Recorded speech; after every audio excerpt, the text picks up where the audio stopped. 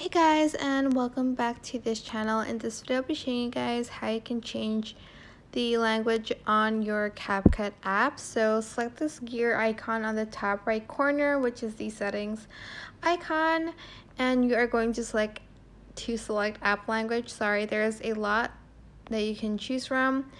I'm just going to change it to Bahasa Indonesia, and I'm going to select done, and it's going to set the language to another language, of course, but I'm just going to change it back to English and press done.